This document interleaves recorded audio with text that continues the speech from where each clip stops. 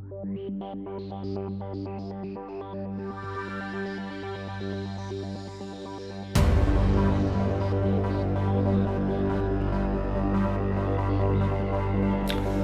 경희 비례탄의원의 강재춘 원장입니다.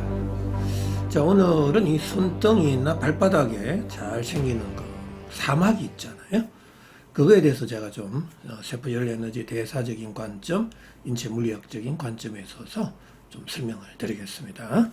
일단 서양의학에 있어서의 그 사막이라 함은 인간 유두종 바이러스의 감염으로 사마귀가 생겼다 이렇게 보고 있는데, 뭐 제 같은 경우는 그렇게 보지는 않습니다. 피부 온도가 올라가서 억력이 강해져서 발생한 걸로 이렇게 보고 있고요. 일단 사마귀의 그 전체적인 정상으로는 뭐 너무나 잘 아실 거예요. 표면은 이 볼록이 튀어나와 있고 윤기가 돼 있고 거칠고 딱딱하고 뭐 다른 정상 피부와는 경계가 명확한 그러한 특징을 가지고 있고, 뭐 특히나 이제 성기라든지 손바닥, 발바닥, 얼굴 뭐 이런 쪽에서 잘 생기는 그런 경향이 있죠. 그런데 중요한 것은 이 사마귀가 왜 조직에 윤기 현상이 생기느냐 이거거든요. 뭐 유두종 바이러스가 침범했다, 감염이 돼서 뭐 유두처럼 생겼다 이게 아니고요.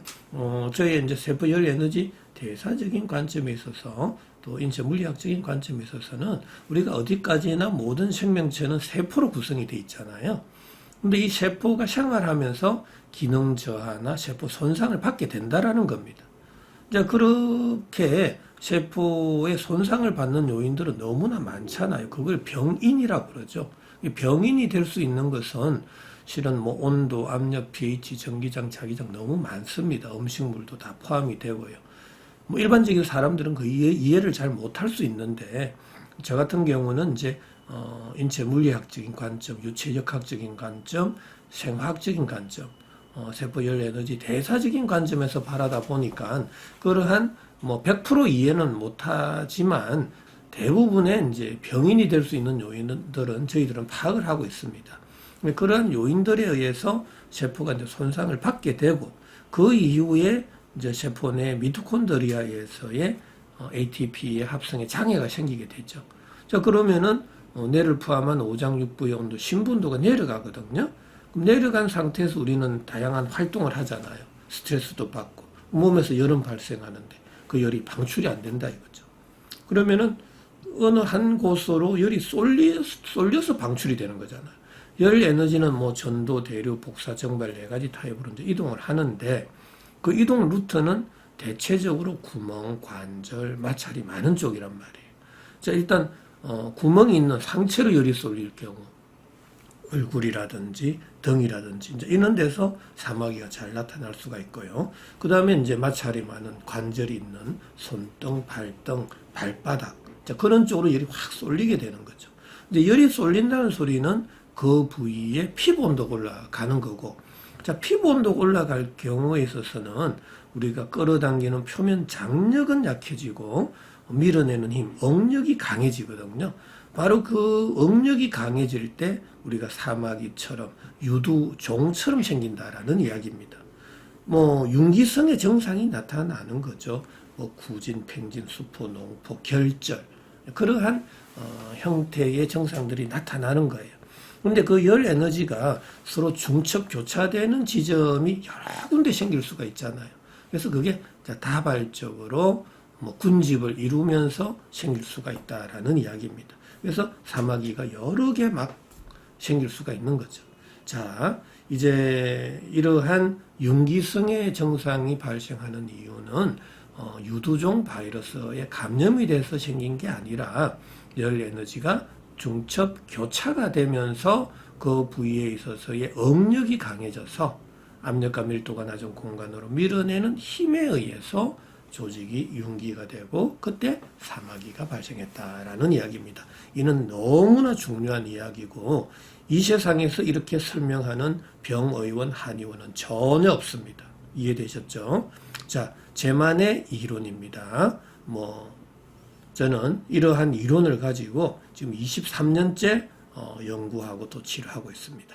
자, 그렇다면은 이러한 사마귀를 근본적으로 치료할 수 있는 치료 원칙과 치료 방법을 제가 제시하겠습니다. 일단 치료 원칙은 이 낮아져 있는 몸속 온도는 올려야 되고 높아져 있는 피부 온도는 낮춰야 되고 닫혀져 있는 모공은 열어줘야 됩니다. 서양의학에 있어서는 그냥 전기 소작술, 또 이렇게 긁어서 떼내는 소파술, 그 다음 액화질소를 이용한 냉동요법, 이런 것들을 써서 그냥 강제적으로 그냥 나이프처럼 잘라내버리는 거죠. 자, 그렇게 치료한다고 그러면 또 사마귀가 발생하지 않습니까? 또 발생할 수 있다라는 이야기예요. 열 에너지가 쏠리는 부위는 또 생기고 또 생기고. 그럼 계속 그는 치료를 해야 됩니까? 반복적으로? 그거는 너무나 비효율적이란 말이죠. 그래서 저 같은 경우는 이 낮아져 있는 몸속 온도는 끌어올리고 높아져 있는 피부 온도는 낮추고 닫혀져 있는 모공을 열어서 열 에너지를 골고루 전신으로 분산, 방출을 시켜버리란 말이죠. 그러면 피부 온도가 안 올라가잖아요. 피부 온도가 안 올라가면 끌어당기는 힘, 표면 장력은 강해지고 억력은 약해지잖아요. 그러니까 자연스럽게 막 동시다발적으로 사마귀가 치료가 될 수 있다라는 이야기입니다. 자, 이해가 너무나 쉽지 않습니까? 자, 이렇게 신본도 올리고 피본도 낮추고 모공을 열어주는 치료 방법에는 실질적으로 한방의 약물요법, 생활요법, 식이요법, 운동요법, 이런 4가지를 저희들은 제시를 하고 있습니다. 이제 치료 도중에 우리가 이제 주의해야 될 게 많아요. 하지만 이제 먹거리나 환경에 있어서 굉장히 주의를 하셔야 되는데, 일단은 너무 강한 이 자극이나 화학물질에 노출이 돼도 사마귀가 또 발생할 수가 있고요. 항시 이 따뜻한 환경에서 생활해 주는 것은 기본입니다. 더더욱 겨울철에는 더 추운 데 가지 마시고 항시 따뜻한 환경에서 생활해 주는 걸 원칙으로 해 주셔야 되고요. 음식에 있어서는 너무 기름진 음식, 또 점성이 높은 음식은 피하자라는 이야기입니다. 자, 그리고 사마귀 이외에 또 다른 질환이 있을 수가 있거든요. 이제 그런 질환 치료한다고 다른 약물을 쓸 경우에 있어서는 실은 그 약물들에 의해서 신부온도가 더 내려갈 수가 있습니다. 그러면 사마귀 치료가 굉장히 늦어질 수가 있어요. 그래서 약물이나 영양제, 또 식품 첨가물이 들어가 있는 가공 음식들은 굉장히 조심하셔야 됩니다.